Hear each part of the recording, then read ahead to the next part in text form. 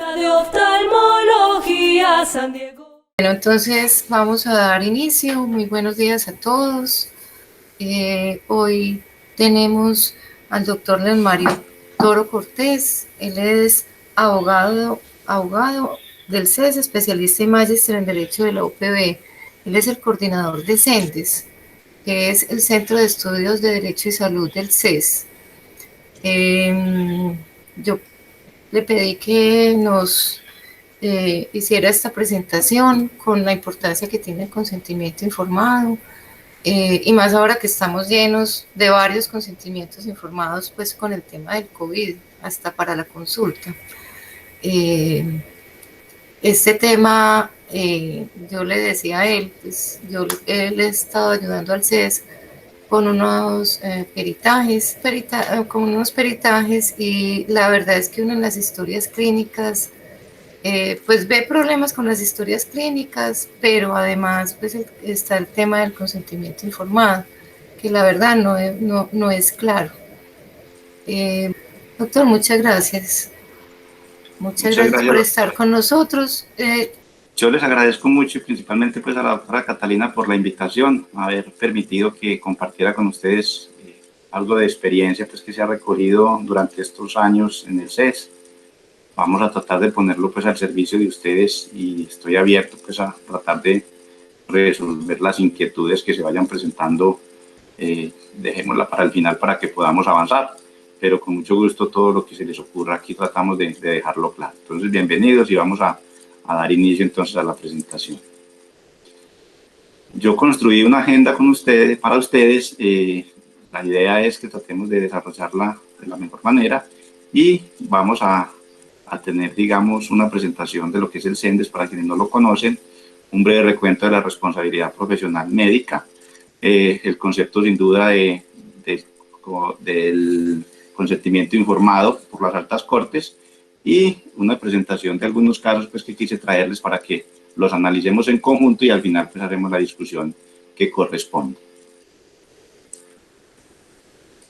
¿Qué es el CENDES entonces? El CENDES es una dependencia de la Universidad CES que se creó en el año 2001, fue fundada en el año 2001 con el ánimo de ser campo de práctica de los estudiantes de las especializaciones en valoración del daño corporal y valoración del daño en la salud mental.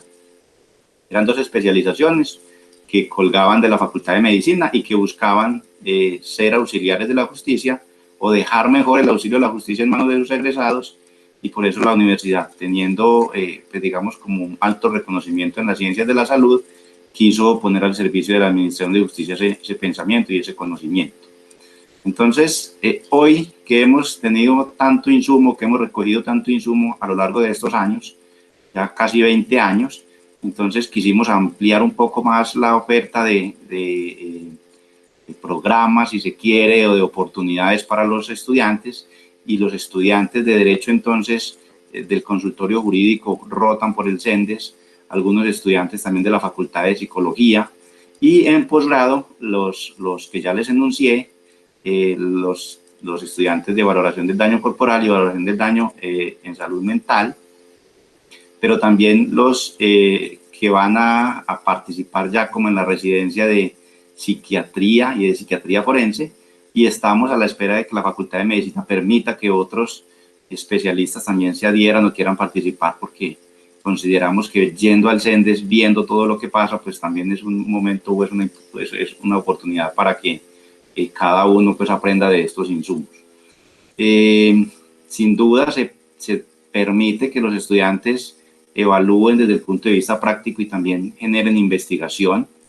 La oferta grande que tenemos es la de los servicios periciales. Nosotros somos muy reconocidos en el ámbito nacional y local, obviamente, por toda la participación que generamos en la Administración de Justicia, con la participación de ustedes, con la ayuda de ustedes, los profesionales de la salud, que permiten que los jueces, obviamente, conozcan cuáles son esos conocimientos de los cuales ellos carecen y que son necesarios para poder tomar una decisión de fondo cuando se demanda a un médico o cuando se demanda a una institución de salud.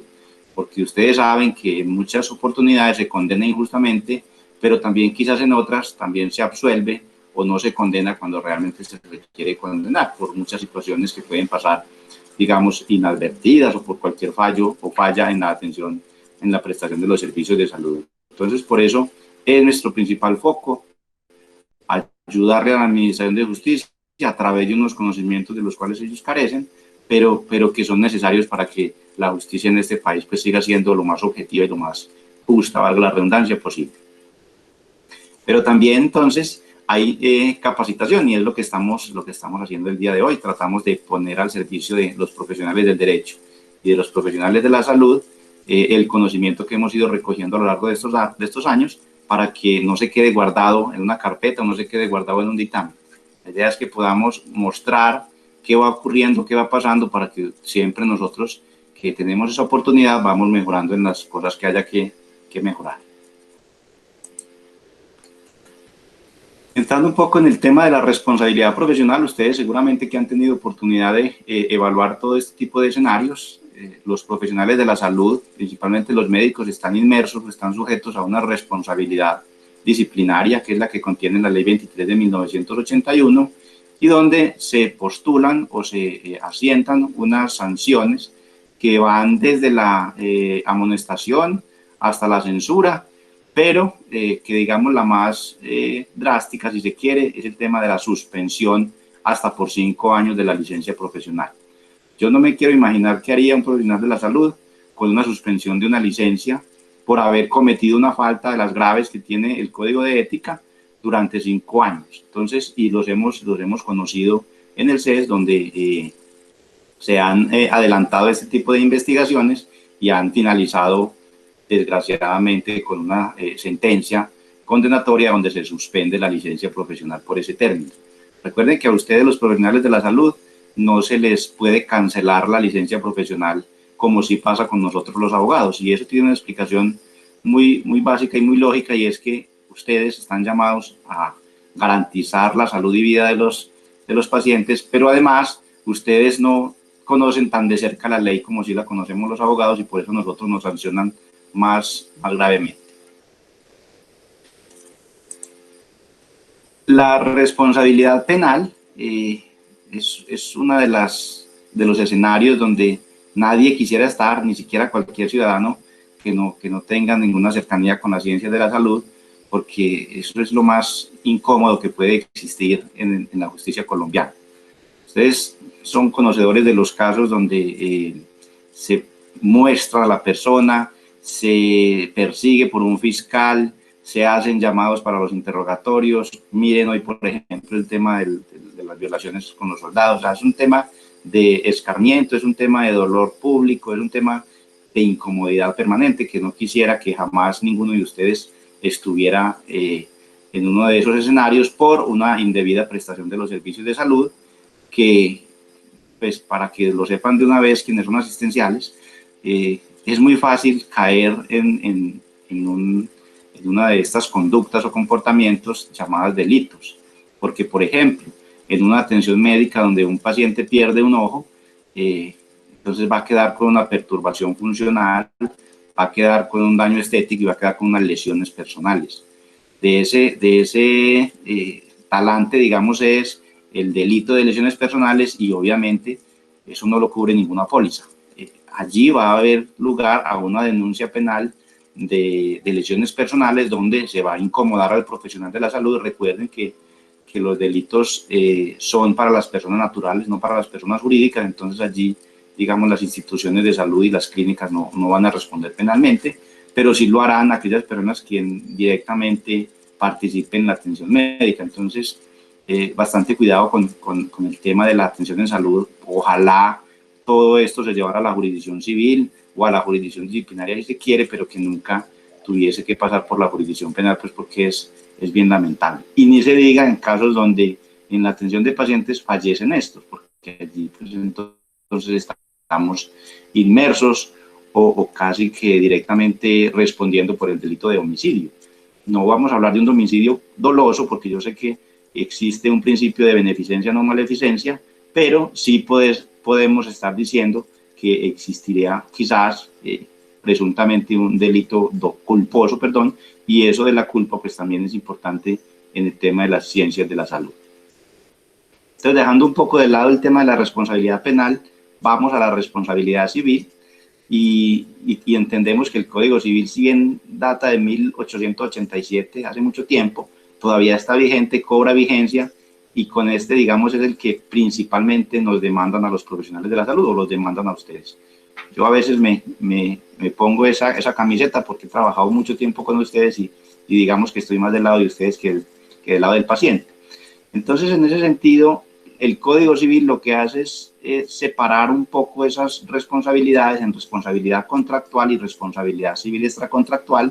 La primera, cuando el paciente es directamente quien demanda, y la segunda es cuando sus familiares se involucran o participan en la solicitud de la reparación que se requiere por el daño sufrido por el familiar.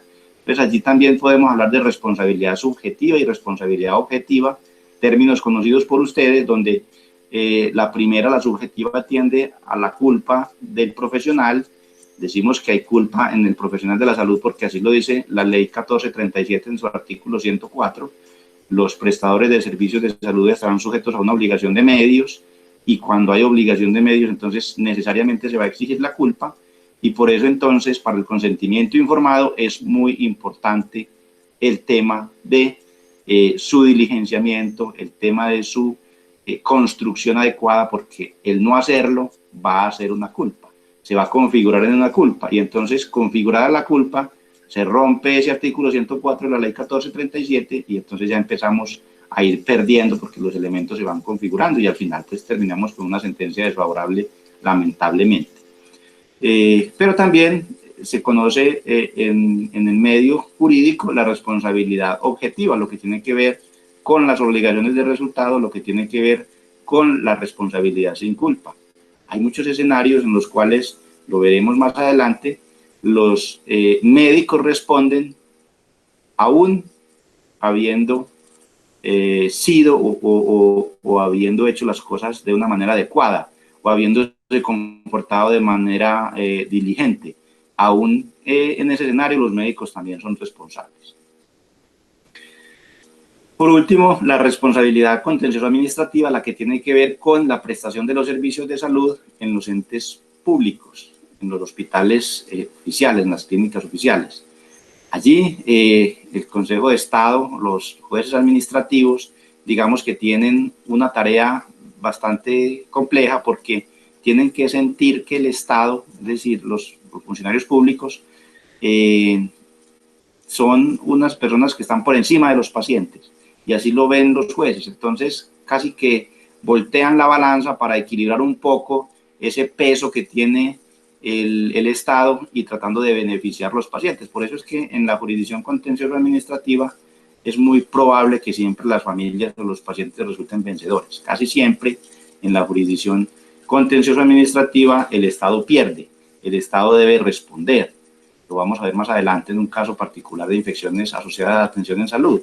Y en la jurisdicción civil, pues aquí es al revés. Los pacientes casi siempre pierden o los profesionales de la salud casi siempre ganan. Entonces, miren, ya de ahí les estoy dando algunos puntos donde realmente ustedes van a ir pensando dónde es mejor trabajar en lo público, es mejor trabajar en lo privado. Eso hay que mirarlo siempre con beneficio de inventario. En algunos escenarios como la prescripción, como la caducidad, pues será mejor trabajar entonces en la jurisdicción administrativa o en el enfoque administrativo que en la jurisdicción civil o que en el enfoque civil, porque los tiempos ahí son distantes, los tiempos cambian. Entonces, tiene tanto de benéfico para un lado como para el otro. Yo les voy a pedir excusas por la cantidad o las copiosas y, digamos, párrafos en cada una de las diapositivas, pero no quiero, digamos, restarle importancia tratando de motilar un poco el texto porque considero que es fundamental para lo que nos convoca en esta reunión. Entonces, el Consejo de Estado en el año 2014 se pronunció en relación con el consentimiento informado y dice que se entiende por este el proceso que surge en la relación médico-paciente, por el cual este último expresa su voluntad y ejerce por tanto su libertad al aceptar, someterse o rechazar un plan diagnóstico terapéutico de investigación, etcétera, propuesto por el médico para actuar sobre su persona y todo ello tras haber recibido información suficiente sobre la naturaleza del acto o actos médicos, sus beneficios y riesgos y las alternativas que existan a la propuesta. Entonces, esta diapositiva es bien diciente. El consentimiento informado no es otra cosa que el paciente aceptar de una manera libre, suficiente, todo lo que él considere es lo mejor para sí, es lo mejor para él, es lo mejor para su salud, para su vida. Pero esa decisión no es fácil tomar si no hay una información veraz, una información amplia, una información clara por parte de quien la conoce, que en este caso son los profesionales de la salud. Son los llamados a ser, digamos, más activos en el ámbito de la aceptación y en el ámbito de la información, los profesionales de la salud. Casi que uno como paciente tiene que esperar a que lo lleven a aceptar luego de haber conocido de una manera amplia, suficiente y, si se quiere, calificada, en aquellos casos en los cuales el procedimiento que se vaya a adelantar pues es de complejo estudio, de complejo análisis, y los riesgos y los beneficios pues así también lo son, y por eso el profesional tiene que ser muy activo. Vamos a mirar el mismo Consejo de Estado en esa sentencia dice que en el presente caso se encuentran acreditados 2 daños cuyas indemnizaciones se persiguen en la demanda, que son, de una parte, el que consiste en la pérdida de funcionalidad del párpado inferior derecho que sufrió el señor, el paciente, y de otra, que las intervenciones quirúrgicas, resección, sea vasocelular más avance colgajo veal hexagonal y corrección de ptosis palpebral, cualquier técnica con corrección quirúrgica de cicatriz o secuela de queadur, se realizaron sin brindar la información al paciente sobre riesgos y secuelas de dichas intervenciones. Entonces aquí hay que mirar 2 escenarios. Una, la intervención por sí sola, y otra, la falta de información que se le, digamos, presentó en este caso y que el paciente no pudo conocer. Miren que las altas cortes empiezan a decir, independiente de si se comportó bien o mal el profesional de la salud, aquí lo que se analiza es por qué no le dio la información al paciente cuando es un derecho constitucional, un derecho fundamental, el haber conocido todos los riesgos, el haber conocido todas las posibilidades para él haber tomado una decisión de manera adecuada o para haber rehusado aceptar. Entonces, encontramos 2 escenarios, el que va a quedar con la secuela después del procedimiento quirúrgico y la falta de información. Por falta de información también se condena. Y lo que es peor aún, cuando se suman ambos, es decir, hay un daño derivado de una negligencia o una imprudencia médica, pero además esa negligencia o esa imprudencia médica se le suma a la falta de información, pues entonces la indemnización seguramente va a ser mucho más severa. En ese sentido, entonces, el llamado es no solamente a hacer las cosas bien, sino también a tener toda y la suficiente, si es del caso, itinerario clínico para que nunca se avance en los procedimientos sin que el paciente los conozca y el paciente acepte ese tipo de situaciones o de procedimientos. Si en la intervención médica se materializaron los riesgos típicos de la misma y no se obtuvo el consentimiento informado del paciente, habrá lugar a la indemnización del daño causado, el cual no consiste en el daño corporal en sí, lo que les decía, sino el desconocimiento del derecho del paciente a disponer libremente de su cuerpo y de su vida, conforme a sus elecciones éticas. Les insisto, les reitero, el paciente tiene que conocer qué va a ocurrir en su cuerpo, qué va a ocurrir en su salud, a partir de los procedimientos que se adelanten o que se tengan que adelantar con el ánimo de beneficiar la salud misma. Pero el paciente no puede ser ciego, aprovechando el término en este público, el paciente tiene que entender y comprender cuáles van a ser los riesgos para saber si los asume o no. Eso además tampoco libera de manera definitiva a los profesionales, el que el paciente conozca de manera plena los riesgos. Porque pensarán ustedes que con el solo hecho de trasladar esos riesgos en cabeza del paciente, pues entonces eso ya los exonera de toda responsabilidad. Y eso no es cierto. Hay que entender que la responsabilidad no nace cuando no se presentan ninguno de los elementos que les enuncié hace un momento, la culpa, culpa, el daño, el nexo de causalidad y el hecho culposo como tal. Cuando esos elementos empiezan a configurar y se presentan en mayor medida, muy seguramente va a haber una responsabilidad profesional, a pesar de que esos riesgos hayan sido trasladados en cabeza del paciente. Porque recuerden, aquí lo que se analiza básicamente es el tema de la culpa. Es una culpa tanto obrar de manera negligente, obrar de manera imprudente, que evitar o no diligenciar o no cumplir con el llamado de la historia clínica y sus características, que las encontramos en la resolución 1995 del 99 del Ministerio de Salud, en la cual nos dice cómo debe ser esa historia clínica y que sin duda el consentimiento hace parte de la historia clínica. En la universidad, cuando empezamos a analizar casos y con el ánimo de construir dictámenes periciales, nos toca hacer varios pedidos de la historia clínica, porque en muchas oportunidades no llega la nota operatoria, no llega la nota del anestesiólogo, no llega el consentimiento informado, como si eso hiciese o no hiciese parte mejor de la historia clínica. Todo eso son insumos integrantes de la historia clínica. Entonces uno no comprende por qué tiene como universidad o como perito que acudir a varios llamados para que tengan que cumplirse pues como con esa completud de la historia y poder así emitir un concepto mucho más acercado a la realidad. El Consejo de Estado recalca en esta sentencia: han llegado a esta instancia judicial formatos de consentimiento informado en los que se nota la falta de información suministrada al paciente o formatos genéricos que no dicen nada y que no se ajustan a la realidad del usuario.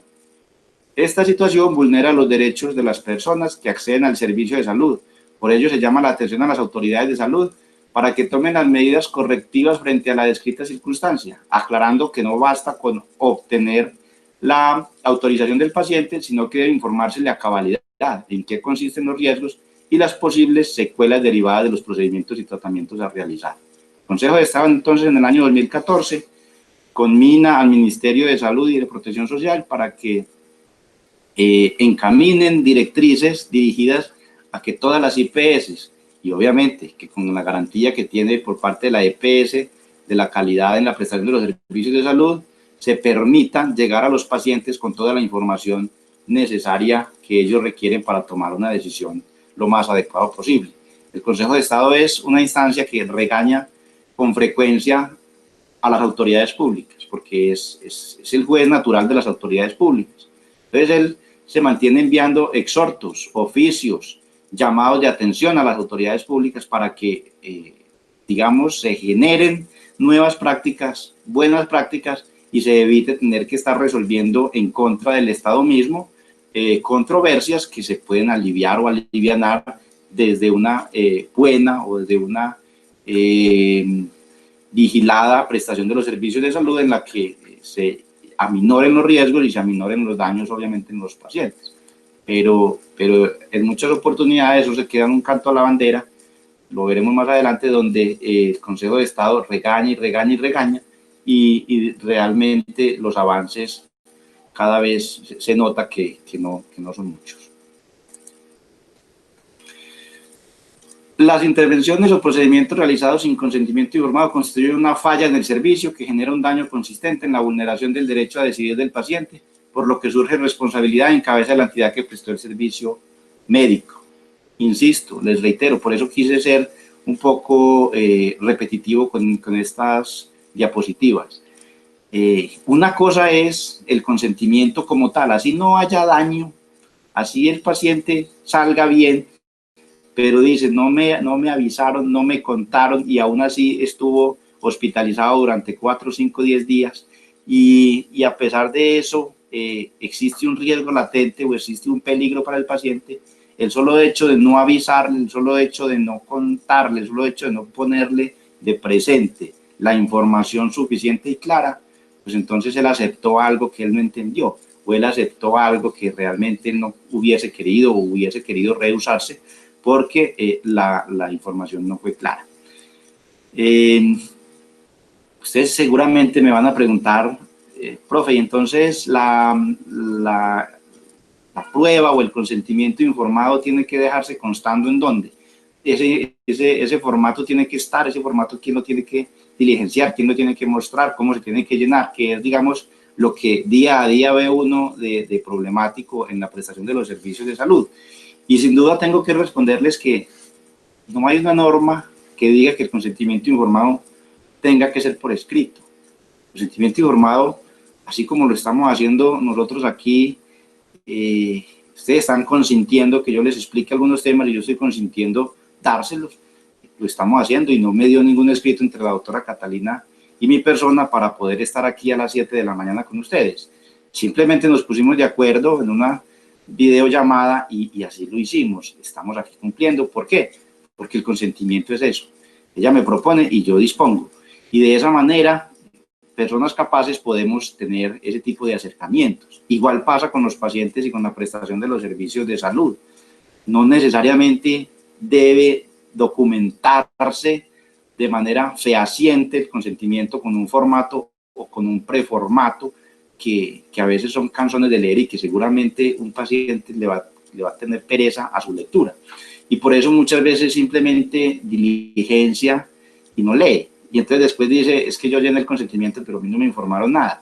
Y entonces de allí es donde resultan los problemas grandes porque se vuelven una prueba, oiga, que yo sí le informé y el paciente dice que no me informó, y entonces sale después el formato y en el formato dice todo, pero el paciente dice, es que yo no quise leer eso porque yo hubiese querido que el profesional me lo hubiese leído y me hubiera informado y me hubiese explicado, es que yo casi no sé leer, yo no entiendo esa terminología. Y entonces allí es donde prácticamente un juez empieza a darle la razón al paciente, dice, tiene razón el paciente al quejarse, porque entonces aquí no hay ninguna información clara, suficiente, calificada si se quiere, porque pues lo que se busca es que el profesional que va a hacer la intervención, que va a hacer el procedimiento, se siente con el paciente, le explique, que el paciente pueda entender, pueda comprender para así tomar la decisión. Pero los preformatos, los formatos, aquellos que conocemos nosotros, son bastante complejos y a veces, bueno, si todos los pacientes fuéramos abogados, si todos los pacientes fuéramos médicos, o odontólogos o cualquier persona, digamos, con un perfil de formación alto, quizás nos tomamos el trabajo de leer, pero ustedes saben que todos los pacientes no tienen esa posibilidad. Entonces, cuando no se documenta, cuando no se deja claridad en el consentimiento, hay la oportunidad de que la historia clínica, en el ítem de observaciones o en el ítem donde ustedes consideren que es más adecuado, digan que al paciente se le dio toda la información, que al paciente se le registraron todos los beneficios, todas las posibilidades, que el paciente dijo haber entendido, que el paciente aceptó, que el paciente quiso practicarse el procedimiento con ustedes. Pero déjelo también, si se quiere, además de ese preformato difícil, maluco de leer, en la historia clínica, en sus palabras.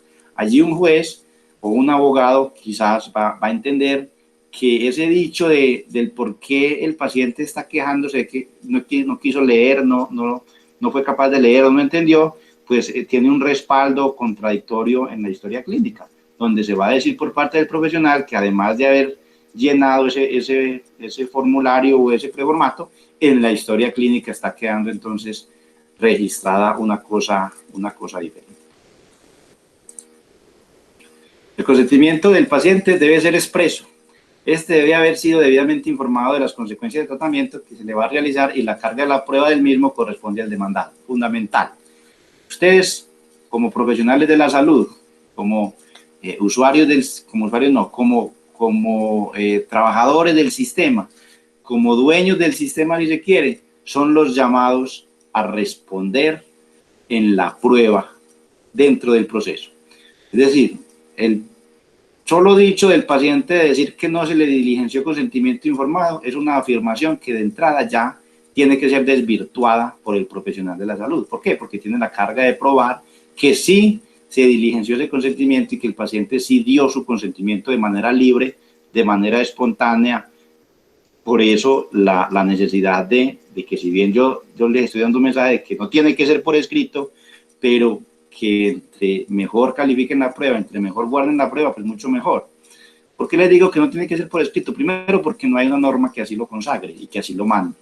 Segundo, a pesar de que la ley 23 habla de diligenciamiento de la historia clínica y lo refrenda la resolución 1995 del 99,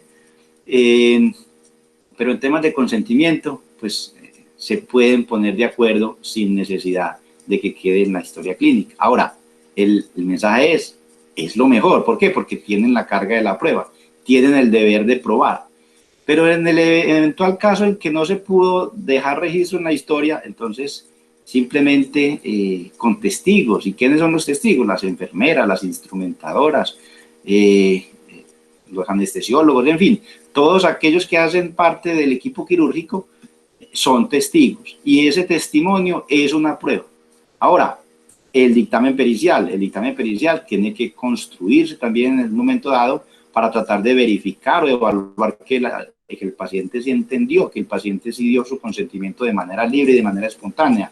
Hay muchas pruebas que permiten establecer eso, pero sin duda la mejor es la documental, es decir, la que reposa en la historia clínica o la información que está consignada mejor en la historia clínica. Por eso, si bien no hay norma que lo exija, pues siempre es mucho más adecuado y mucho mejor por el tema de la carga de probar ese consentimiento. Entonces, la carga la tienen los profesionales de la salud para que lo tengan presente.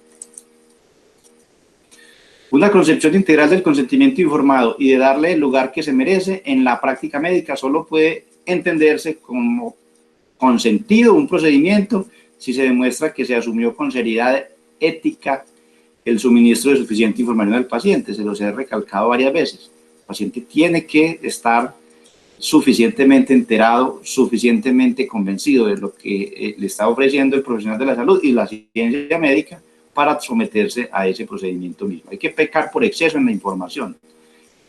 Yo creo que nunca un paciente, pues no sé, un paciente haya rehusado un procedimiento porque se extendieron o se fueron al extremo los profesionales de la salud explicándole todo lo que ocurre. Pues eso lo dirán ustedes todos los días, saben de este tipo de situaciones, pero entre más información tenga uno, pues más posibilidad de tomar una buena decisión en su momento dado. Miren, yo les había dicho que el Consejo de Estado es mucho más victimario, si se quiere, es mucho más hacia las víctimas, es mucho más hacia el paciente. El Consejo de Estado no le interesa condenar 3 veces a una clínica el mismo día, a una clínica del sector público, porque ellos siempre voltean la balanza en favor de los pacientes. Entonces, este es un caso que seguramente ustedes conocerán porque es un caso en el cual generó mucha inconformidad en el ámbito clínico y en el ámbito de la prestación de los servicios de salud, porque se dice que quien se infecte en un hospital público o en una clínica oficial debe responder, o mejor, quien se infecte está llamado a recibir la indemnización o la reparación de los perjuicios sin que exista lugar a que haya una culpa en cabeza de los profesionales. En otras palabras, un paciente se infecta en una clínica pública o un hospital público, así se haya atendido de la mejor manera, con diligencia, con prudencia, con cumplimiento de protocolos, y esa infección le genera un daño, el Estado a través de esa clínica o de ese hospital debe responder por esos daños. El caso es el de un señor que se le practicó una cirugía de extracción de catarata en el hospital militar. Durante el posoperatorio inmediato mostró síntomas de infección y luego varios exámenes se le diagnosticó endoftalmitis ocasionada por el contagio de una bacteria. Como consecuencia de esta infección, el actor, en este caso el paciente, perdió el ojo izquierdo. Entonces, me supongo que pensarán y analizarán casos parecidos, similares, y es frecuente. Nosotros en el CES, en los dictámenes que hacemos, es frecuente que un paciente después de una cirugía se infecte y que quizás salga de la infección o que quizás no salga de la infección, que tenga un daño como consecuencia de esa infección. Pero es un riesgo que el profesional sin duda le explicó al paciente y es un riesgo que se presentó. Entonces, en ese caso, en una clínica privada, un juez le va a decir, vea, eso es un riesgo, que como todo se hizo bien, la infección, a lo mejor usted la traía desde antes, la infección o la bacteria usted la traía desde antes, porque pues hay situaciones o enfoques endógenos o exógenos a la clínica que permiten que no sea atribuible responsabilidad al profesional o a la clínica por la infección que se genera en los pacientes en determinados procedimientos. Uno sabe que existen infecciones intrahospitalarias y que si uno va por una patología y sale infectado, pues si uno no asume ese riesgo de la infección, seguramente no se va a aliviar de la patología por la cual consultó. Entonces uno como paciente asume esos riesgos porque las bacterias están en los hospitales, pero también están en la calle. Y en ese sentido entonces es muy difícil como profesional de la salud en muchas oportunidades entender el paciente dónde se infecta. Pero aquí el Consejo de Estado, a partir de una sentencia del año 2013, esta que les estoy citando es del 2014, 29 de agosto, por este mismo magistrado Danilo Rojas Betancourt, se dice que siempre que se infecte una persona en un hospital público o en una clínica oficial, estas deberán responder por todos los perjuicios que se deriven de esa misma infección. Eso es una teoría lamentable, es una teoría copiada de Francia. El Consejo de Estado trae mucha jurisprudencia de Francia y la copia en Colombia. Somos países distintos, el sistema es diferente, allá funciona un tema de aseguramiento para responder por estos daños. Aquí los seguros, digamos, casi que son renuentes a responder por estos daños. El Consejo de Estado manda la directriz o manda el exhorto al ministerio y le dice, créese un fondo como el de Francia para que se responda por estos daños, para que el sistema no tenga que responder por ellos. Eso fue en el 2013, estamos en el 2020 y todavía no existe el fondo que les menciono. En este mismo proceso, el oftalmólogo fue llamado a declarar y el oftalmólogo dijo lo siguiente: le practiqué una cirugía de extracción extracapsular, de catarata más implante de lente de cámara anterior y quien en el posoperatorio inmediato presentó signos de inflamación e infección endoftálicas. Al igual, ante cualquier evento quirúrgico, potencialmente una de las complicaciones que puede tener es el de tipo multifactorial e impredecible, en la cual la intervienen. Aclarando lo anterior, múltiples factores, tanto endógenos como exógenos, o de susceptibilidad del paciente. Entonces, el oftalmólogo que quiere decir aquí es que, hombre, no se sabe esa bacteria dónde dónde se presentó en el paciente, si fue antes, fue después, y si aún hubiese sido en el hospital, pues sin duda ese riesgo se le trasladó al paciente. El paciente debió conocer ese riesgo, debió entender que era un riesgo posible y debió entender que en el evento de presentarse, pues él asumió el riesgo.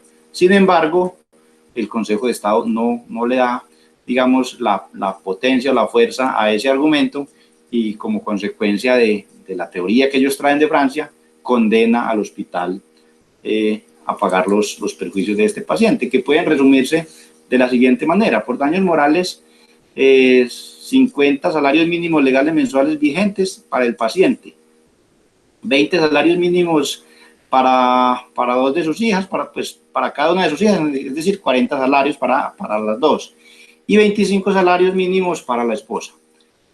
Eso es lo que tiene que ver con daños morales, que es el tema de la desazón, la pesadumbre, la tristeza que queda después de haber perdido su ojo izquierdo.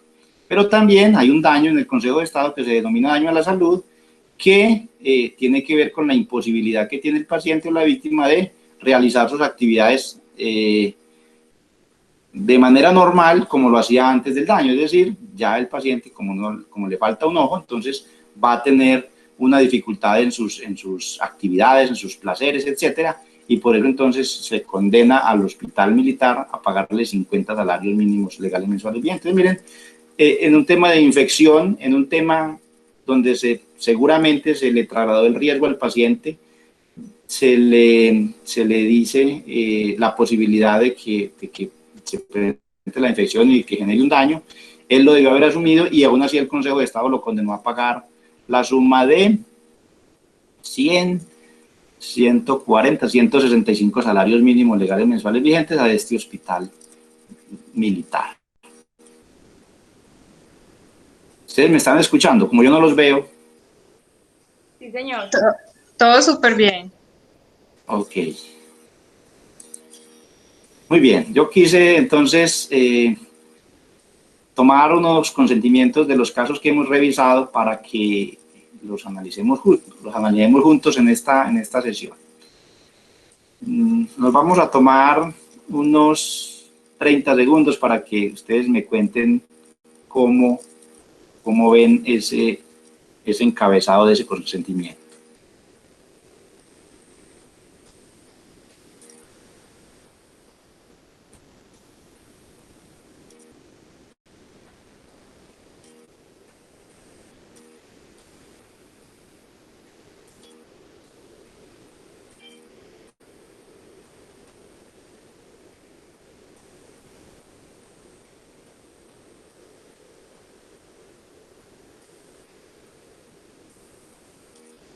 Hasta ahí, ¿qué le mejoraríamos a esta primera diapositiva? ¿O no hay nada que mejorarle?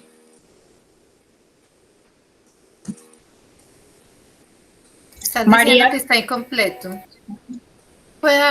Tranquilos, contesten, no hay problema.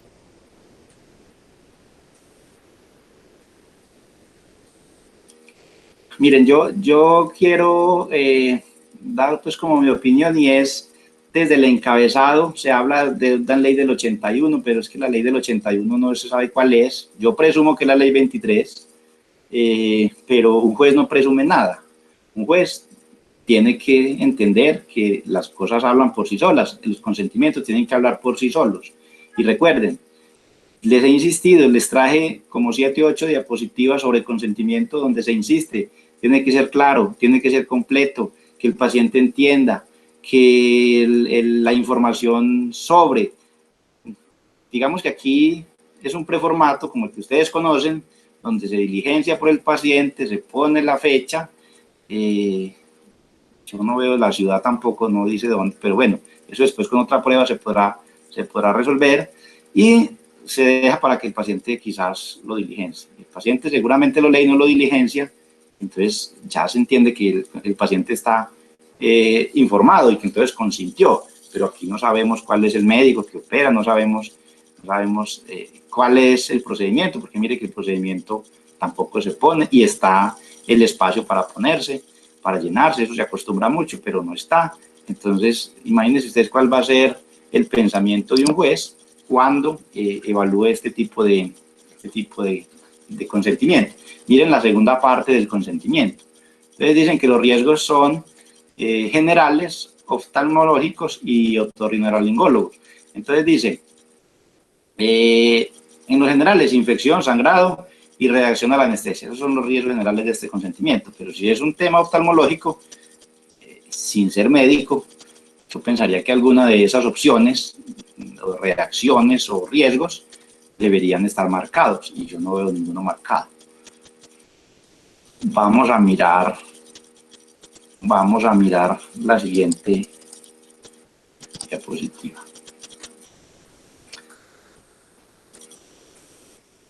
Es un oftalmólogo el que operó, porque ahí está el sello. El nombre está tapado, el nombre del paciente, la firma del profesional, y quisiera que ustedes guarden estas imágenes para que entiendan que este caso seguramente, si el demandante tiene un daño y ese daño se compadece o no con una culpa, por el solo hecho del consentimiento, tenemos ya una culpa muy grande, y es no haberle podido permitir al paciente que decidiera de manera libre, que decidiera de manera espontánea, de manera informada. ¿Por qué? Porque el consentimiento no da cuenta de nada. Recuerden ustedes, tienen la carga de probar que el consentimiento se dio. Si no se logra probar, y no tienen con qué probar, porque si ustedes dicen, me voy con 3 enfermeras, un anestesiólogo, la instrumentadora, etcétera, a probar que sí se le dio el consentimiento, el paciente le va a decir, mire, que es que aquí no hay prueba de eso. Aquí lo que aparece en un documento es algo diferente, ni siquiera se puso el nombre del procedimiento que se iba a practicar. Entonces eso es bien importante y bien preocupante, porque no es solo implantar un sello, o no es que la secretaria, o no es que el auxiliar diligencia en el consentimiento con el paciente. Yo me acuerdo de una anécdota del doctor César Augusto Giraldo, ustedes lo habrán leído, lo conocerán. El doctor se practicó una cirugía ya como para tener un poco más de visión a su alta edad, y cirugía obviamente ocular, y el profesional que lo operó puso a la asistente a que diligenciara el consentimiento, y el doctor César Augusto, de quien hemos bebido de este conocimiento, pues le quiso generar una charla a la auxiliar, le dijo que él no sabía leer, que él no entendía qué decía en ese formato, y la auxiliar le dijo: vea señor, si usted no lo llena, entonces no lo operamos. Imagínense si eso le pasa al doctor César Augusto, ¿qué podremos decir de otros pacientes que quizás realmente sí no sepan leer? La actitud del doctor fue firmar, porque él sabía, a lo mejor era bastante cercano al oftalmólogo o a la oftalmóloga que lo operó, pero él lo que quiso era evidenciar una situación que con frecuencia se presenta, y es que los consentimientos los diligencian otras personas distintas al profesional cirujano o distintas al anestesiólogo. Tiene que ser directamente el que va a generar el procedimiento, porque él es el que conoce los riesgos, porque él es el que conoce las posibilidades en el paciente, porque tiene que haber esa relación médico-paciente no fallida, por el contrario, amistosa, cercana, cordial, para que entre más se dé esto último que les acabo de decir, menos posibilidad hay de una demanda. Siempre o en muchas oportunidades, la mala relación médico-paciente es causa inicial, si se quiere, de las demandas en contra de los profesionales de la salud. Miren este otro caso. Tampoco hay ciudad, pero bueno, con otras pruebas se puede establecer dónde ocurrió. Entonces aquí se dice: el procedimiento que se va a practicar es vitrectomía posterior más ¿qué dice allí? Endorretinopexia más FACO más lío ojo izquierdo. Esos son términos que ustedes conocen seguramente día a día, pero lo curioso es que viene y nos muestra unos riesgos previstos y unos riesgos poco previstos. Entonces dicen los riesgos previstos, según la documentación y experiencia mundial. Sí, pero también no. Aquí debe primar lo que es el paciente solo, el paciente en su conjunto solo. No es lo mismo para una persona que tiene una patología en su ojo izquierdo a aquel que tiene una patología en su ojo derecho. No es lo mismo operar el ojo izquierdo que el ojo derecho. No es lo mismo operar a un menor que a un mayor. Ustedes saben eso mejor que yo. Entonces, esta cantidad de información en un preformato, donde se deja al descubierto que todos van a tener los mismos riesgos previstos o poco previstos, y se dice que es lo mismo operar en Medellín que operar en la China, no es cierto. No es cierto. Entonces, mire, y son consentimientos colombianos, se los traigo porque son consentimientos sobre los cuales nosotros hemos emitido opinión a través de ustedes, los profesionales de la salud, y donde se evalúa sin duda las falencias que existen, y que no hace mucho, mire, es 2014, no ha pasado mucho tiempo y todavía tenemos este tipo de problemáticas, a pesar de que el Consejo de Estado, la Corte Suprema, la Corte Constitucional han insistido tanto en este tema. Yo conozco sentencias desde el 93, con el hermafroditismo, ¿cierto? Cuando hubo cambio de sexo y entonces se adelantó tanto el conocimiento del consentimiento informado, donde se sacaron tantos postulados, tantos principios sobre el consentimiento por el cambio de sexo. Y estamos en el 2020 y todavía tenemos estas dificultades. Yo quise traerles, porque la doctora Catalina me pidió hacer algo de referencia sobre lo que está ocurriendo ahora con la pandemia, de que se volvió frecuente realizar consentimientos por absolutamente todo. Yo discrepo en parte y digamos que tengo las razones para hacerlo. Si ustedes me contactan a mí y me dicen: León Mario, no vas a venir a la clínica San Diego porque hay riesgo de contagio, pero te vamos a preguntar cómo vas, entonces vamos a realizar una teleconsulta. Y yo digo: listo, yo espero la llamada, o dígame a qué hora los llamo, o a qué hora me conecto. Entonces yo ya estoy consintiendo, yo ya estoy aceptando, yo estoy diciendo: listo, quiero, en lugar de ir a la clínica oftalmológica San Diego, quiero que me lo hagan desde la casa, hacerlo acá y ustedes allá. ¿Se requiere consentimiento para eso? Mi concepto es que no. La historia clínica tiene el peso suficiente para establecer que quien está siendo evaluado por videoconferencia, teleconferencia, telemedicina, telesalud, póngale el nombre que quiera, yo sé que son distintos, pero de manera virtual, de manera a distancia, yo estoy consintiendo, yo pido la cita, la asignan en la historia clínica, se deja el registro y se dice que el paciente acudió a tal hora, a distancia, videoconferencia, teleconferencia, telesalud, telemedicina. El paciente manifestó esto, siempre y cuando, pues obviamente, la consulta se pueda brindar bajo esos términos, porque seguramente habrán otros tipos de consultas que no se pueden hacer, ¿cierto? Yo no me imagino una apendicectomía por internet o una necropsia por internet, no me la imagino.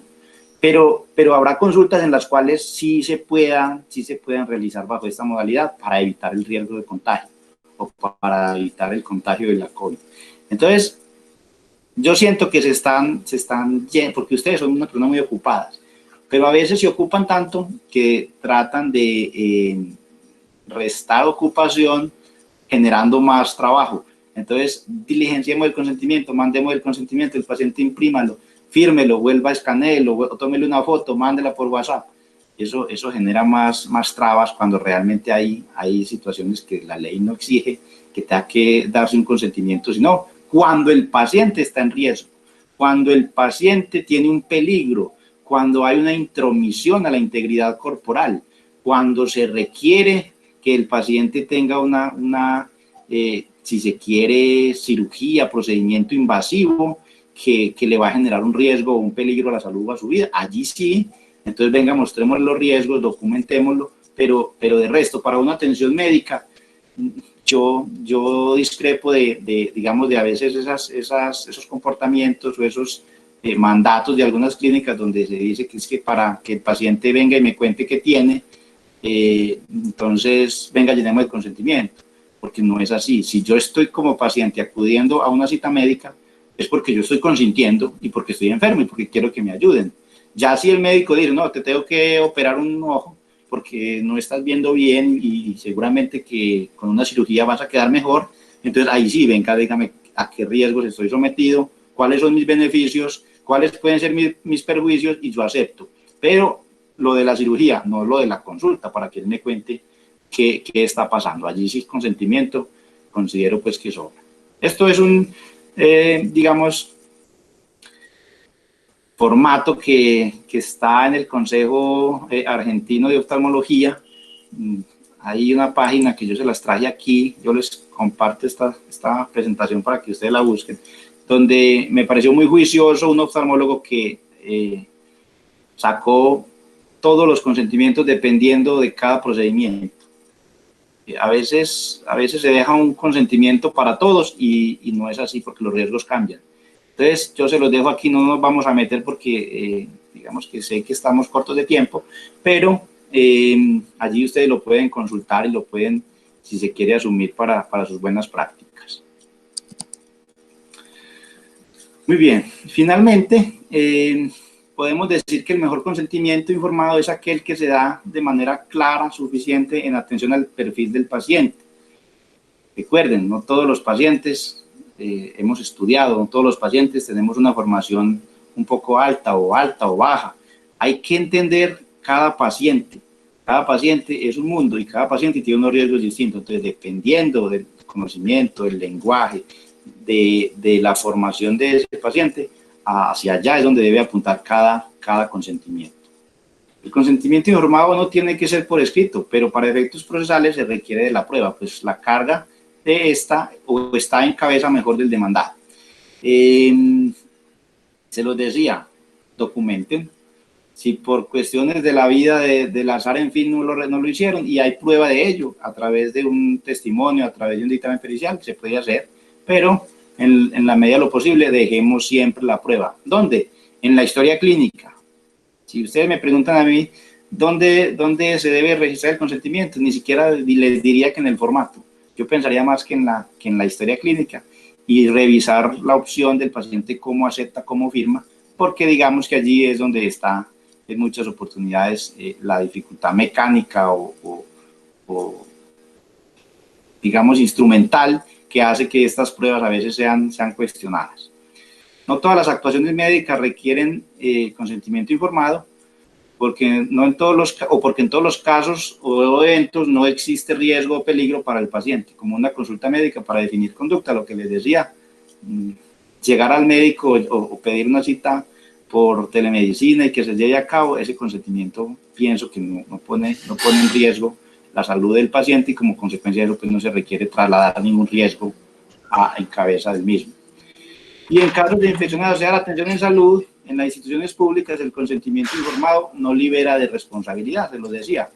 Puede ser el mejor profesional, la mejor clínica y el paciente se infecta en una institución pública y se logra establecer que esa infección proviene de la atención en salud, pues el Estado debe responder el Estado en cabeza de las instituciones debe responder por esos daños que se deriven de esas infecciones. No quiero terminar sino antes decirles que es muy probable que la Corte Suprema de Justicia, que es la juez natural o el juez natural de las instituciones privadas, empiece a acoger este tipo de teorías. El año pasado, en el Hospital Pablo Tobón Uribe, ocurrió un caso de infección asociada a la atención en salud, donde se condenó al hospital, pero no por responsabilidad objetiva, sino por un tema de obligación de seguridad. Entonces miren que el Hospital Pablo Tobón, siendo privado, la Corte Suprema ya empezó también a tener esos pinitos donde manda el mensaje de que las infecciones en los hospitales realmente no deben ocurrir y que en el evento de que ocurran, pues estos deben responder por todos esos daños. Yo quiero terminar acá y pasar a las preguntas si ustedes tienen alguna. Sí, doctor. Hay una en el chat. Yo tengo varias, pero sí, tranquila. Pregunta la doctora Carolina Velázquez, dice, el documento se debe diligenciar completo, pero si los preformatos son hechos por la institución en donde se presta el servicio y esto contiene datos inexactos, cabe responsabilidad del profesional. Yo incluso tengo ahí, pues puedo añadirle una y es, por ejemplo, uno atiende al paciente en el consultorio, les llegan los consentimientos, pero la institución, cada clínica, tiene un preformato y ese paciente, digamos, la cirugía es a las 7, el paciente entra a las 6 y a las 6 de la mañana se le entrega ese formato de la clínica. Entonces, ese formato de la clínica es un formato, puede ser general además, que puede tener, pues, que le pueden faltar datos al que uno firmó.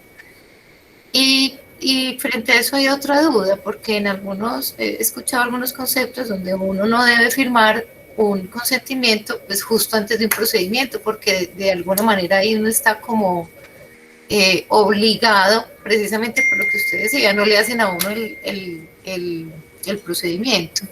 Entonces, bueno, junté dos conceptos, pero no sé si fui clara en la duda.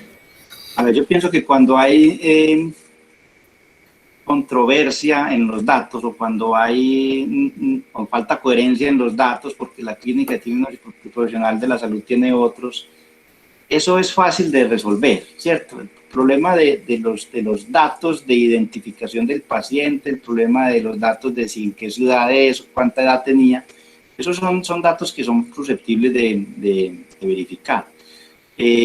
Con la historia clínica, con una muy buena historia clínica, o quizás con testimonios técnicos, que son los que tienen los profesionales de la salud. Pero cuando hay inexactitud o hay inconformidad en datos clínicos, que eso sí ya es mucho más preocupante, las explicaciones a veces son difíciles de entender, las justificaciones a veces son difíciles de asumir, porque cuando hay contradicción entre los profesionales demandados, al demandante lo que le gusta es eso, que ellos se contradigan y que ellos peleen. Entonces la clínica va a decir una cosa y el profesional va a decir otra, entonces ahí hay conflicto. Y ese conflicto lo único que beneficia es al demandante. Recomendación, nunca peleen entre ustedes, entre los profesionales de la salud. Si están equivocados los dos, sigan en el equívoco, pero tratando de aliviar el equívoco, ¿cierto? Pero no nos echemos las culpas, porque algo que se me olvidó decirles es, hay solidaridad en la prestación de los servicios de salud. ¿Qué quiere decir eso? Que el demandante puede demandarlos a todos y que el demandante puede cobrarle a todos o a cualquiera. Entonces, si todos estamos juntos y todos estamos tirando para el mismo lado, seguramente todos vamos a salir vencedores. Pero si nosotros todos estamos demandados y entonces uno tira para un lado, el otro tira para el otro, lo único que está beneficiándose es el demandante. Entonces siempre tener como esa visión hacia el mismo enfoque o hacia el mismo lente. ¿Para qué? Para que obviamente resolvamos ese tipo de problemas. Con el tema de la firma, estoy completamente de acuerdo con usted, pero doctora Catalina, termine la cirugía y firme, porque en muchas oportunidades lo que usted dice es cierto, uno lo ve en los casos que analiza, y entonces el médico dice, no, yo firmo cuando yo sepa que no pasó nada, que la cirugía fue exitosa y que los riesgos no se presentaron. Pero entonces luego tiene otra cirugía en otra parte o a otro paciente lo está esperando y se le olvida y se le pasa, y ni siquiera los auditores de esos documentos le llaman la atención o le cuentan, y entonces se queda allí sin firmar. Y por esa sola firma, a pesar de que todo pasó bien, es posible generar cualquier persecución judicial, solamente por esa firma. No estoy queriendo decir que vaya a perder el proceso, pero hay incomodidad, y eso es lo que yo siempre les insisto, tratemos de evitarnos esas incomodidades que son a veces fáciles de evitar. Perfecto. La doctora Natalia Restrepo pregunta por el consentimiento para aplicar las gotas en la consulta. Pues la seccional lo exige, para empezar, y segundo, eso sí tiene un riesgo muy raro, pero que puede pasar de un glaucoma. Asumo pues que de todas maneras es de alguna manera una intervención. Claro, si usted lo dice, es un riesgo exótico, extraño, pero está, y la seccional lo exige porque la seccional es una autoridad que nos vigila. Entonces, es una norma que yo les decía, permite tener un sustento o un cimiento legal donde ampararse. Entonces, la seccional me exige un consentimiento por esas gotas, que tengo que dilatar al paciente. Entonces, claro, el consentimiento. Pero no, que no sea un consentimiento pues de los generales que ustedes conocen, donde se diga de todo, donde el paciente tenga que leer 3 horas, porque entonces ya con esa lectura le queda dilatada lo que tenga que dilatar, ¿cierto? Entonces, no, yo creo que no pequemos tanto, seamos prácticos. Pequemos en otras cosas, pero en esto seamos prácticos porque la seccional es una autoridad y la seccional exige ese procedimiento o ese consentimiento, perdón. Bueno, Álvaro Jaramillo tiene una pregunta, Doc.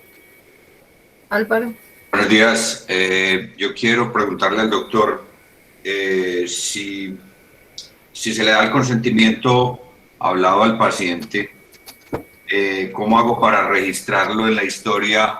¿O tengo que tener un video, tengo que tener un audio grabado? ¿Cómo puedo yo probar que eso se hizo adecuadamente, doctor? Claro, estamos hablando del tema de la atención a distancia. No. ¿Sí eso es así, doctor? No, el de cirugía. O presencial. Cuando yo, sí, presencial en el consultorio, se le explica todo al paciente, tal como usted lo indicó, y yo cómo logro probar eso ante un juez, que lo hice adecuadamente y con la claridad que usted especifica. Sí.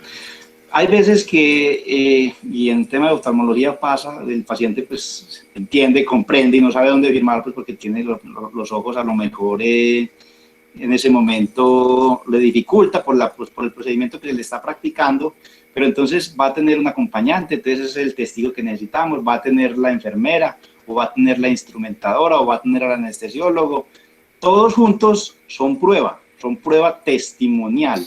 Si el paciente no puede registrar porque el paciente en ese momento sus ojos no le permiten leer y sus ojos no le permiten ver dónde firma, pero sí entiende y comprende y acepta y dice yo acepto, bueno, también usted da aquí la facilidad de echar mano de un audio.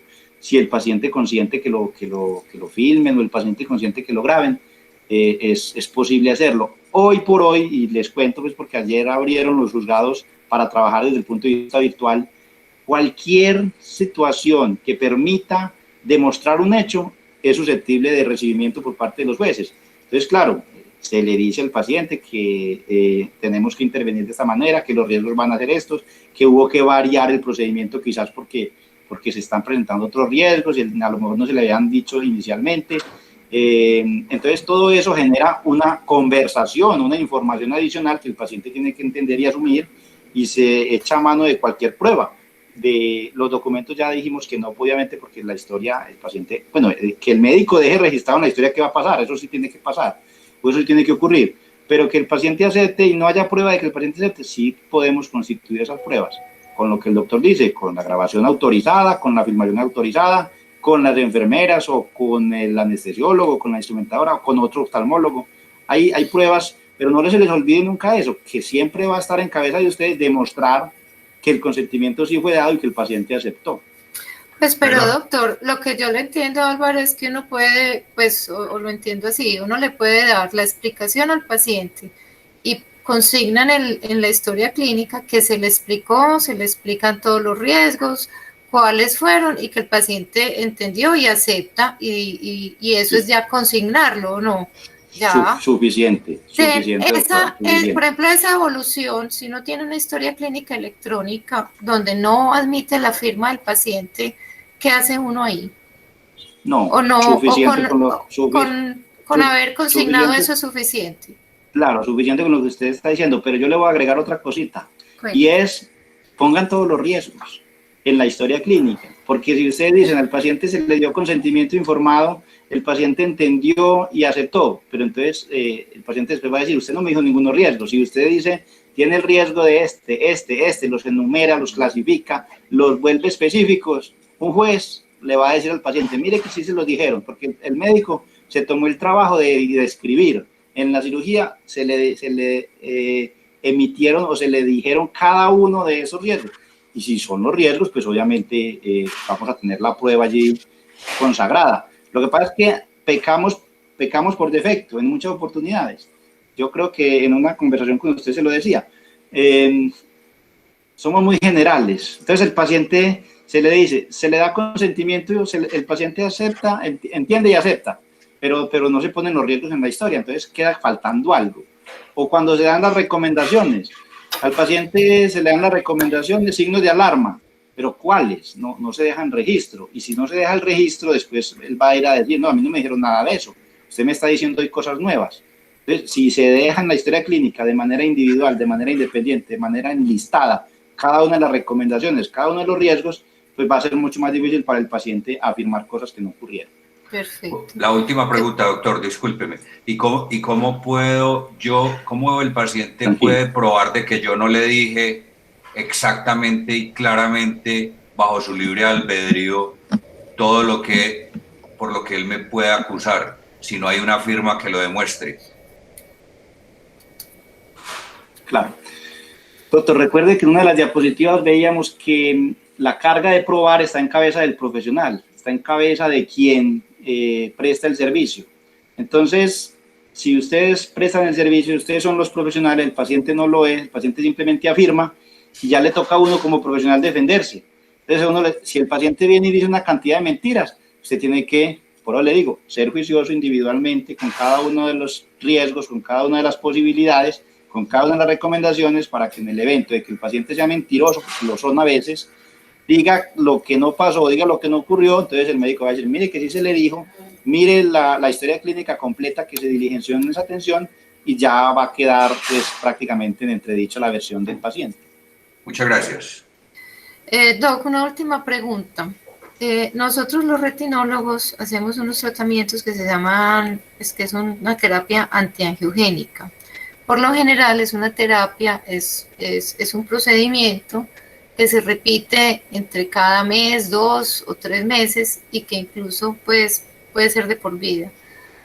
Para esas terapias uno puede hacer, digamos, cuando uno inicia la terapia, hacer un solo consentimiento especificando que se van a necesitar más procedimientos o cada mes tengo que hacer un procedimiento aparte porque es un riesgo aparte. No, a ver, si el riesgo varía, debería haber un consentimiento adicional. Pero si el riesgo no varía, si es la aplicación mensual de Exacto. la terapia, ¿puedo hacer uno solo? La terapia va a generar. Sí, señora. Perfecto. Sí, doctora, así es. Sí, porque he escuchado como los dos conceptos, entonces quería como verificar eso. No, bueno, ¿alguna otra pregunta? Es una especie, perdón, doctora, de rehabilitación, que uno lo va haciendo como como el comparativo. Es un tratamiento crónico, es como que yo le diga a un paciente se tiene que aplicar insulina, que finalmente se la tiene que inyectar, ¿cierto? Entonces, pues, si para cada inyección hay que hacer, pues, por poner algún consentimiento, eso realmente se va volviendo una carga, pues, para uno y para el paciente, ¿cierto? Pues, sí, no sé. A menos que haya un cambio en el tratamiento, me imagino. Exactamente, o en las condiciones del paciente. Entonces, está usted evaluando al paciente de manera periódica, dice, no, aquí va a haber que hacer otro tipo de atención o de tratamiento, entonces variamos lo que ya venía definido para el tratamiento anterior. Y en ese caso sí habría posibilidad a cambiar y hacer un consentimiento adicional, pero de resto, con uno solo es suficiente. Bueno, aquí hay una pregunta muy importante, y es que si uno hace un consentimiento diligenciado y firmado, y si este se escanea o digitaliza y se destruye el original, digamos, en el tema de archivo que nosotros tenemos en la clínica, ¿eso va a perder validez o ese ya escaneado y digitalizado funciona, sigue funcionando? Hoy por hoy, dicen los códigos procesales, todas las pruebas se presumen auténticas. Entonces, eso quiere decir que se puede quemar, se puede ensuciar, se puede perder, y ese consentimiento es completamente válido para la defensa. Bueno, perfecto. De las instrumentadoras, ¿qué sucederá con los profesionales en instrumentación quirúrgica en el caso de una demanda por infección asociada a la atención en salud? Si dentro de la institución el profesional, me imagino que pues la instrumentadora no realiza historia clínica escrita, pues yo entiendo que la responsabilidad, hay una responsabilidad del equipo quirúrgico, o sea, cuando yo estoy operando, obviamente el equipo que está conmigo, no soy solo yo, depende pues y de hecho ya yo conozco una demanda por un problema que fue, mejor dicho, de la circulante, donde se perdió un ojo, pero pues la demanda es para el equipo quirúrgico, entiendo yo, ¿cierto? No sé. Sí. La demanda, yo le decía, doctora, perdón, le contesto si no ha terminado la pregunta. Las demandas son solidarias. Las demandas, la solidaridad quiere decir que yo demando como paciente a cualquiera, y cualquiera de todos tiene el deber de pagar mis perjuicios. Entonces uno puede demandar al equipo quirúrgico, y si es un tema de infección asociada a la atención en salud, recuerden que la teoría está en principio en el Consejo de Estado, es decir, en las instituciones públicas. Está empezando en las instituciones privadas, pero sí dejó el Consejo de Estado dicho que eso no es un tema de los profesionales, es un tema de la institución. Entonces, lo que quiere decir es, se condena a la IPS, no se condena a los profesionales de la salud como personas naturales. Perfecto. Voy a resumir una que creo que ya se ha respondido parte, pero sí quisiera preguntarle en este momento, la firma digital digamos con lápices digitales y todo, o en tabletas, ¿se está aceptando? Porque también he escuchado controversias sobre eso. Hay unos que dicen que no, pero pues vamos hacia lo digital. También el mandar el consentimiento, enviar, pues hacer una teleconsulta y enviarlo escaneado para que a uno se lo devuelvan con firma digital, como ese tipo de cosas. Sí, completamente válido, doctor. Se acepta por la justicia colombiana. Bueno, no sé si hay alguna otra cosa, si alguien más quiere preguntar, si quieren abran micrófono. Bueno, perdónenme. No, ya habíamos, ¿qué pasaría pues si no hacemos lo del consentimiento y el paciente dice que el coronavirus es del consultorio? Pues también eso habría que probarlo, ¿no? Pues, sí, doctora, en épocas de pandemia todos estamos aprendiendo, pero no pierdan la tranquilidad por esto. Esto viene a reventar por ahí en 5 o 6 años después. Entonces por ahora seguimos más o menos sigan tranquilos, no se pongan otra preocupación más. Bueno, doctor, yo creo que ya, muchas gracias. Muy informativa y muy buena su conferencia. Espero que lo podamos volver a invitar por acá. Claro, doctora, muchas gracias. Y muchas gracias a todos los asistentes. Muchas gracias a ustedes. Feliz día para todos. Gracias, doctor. Un abrazo, que esté muy bien. Hasta luego, gracias, lo mismo. Hasta luego.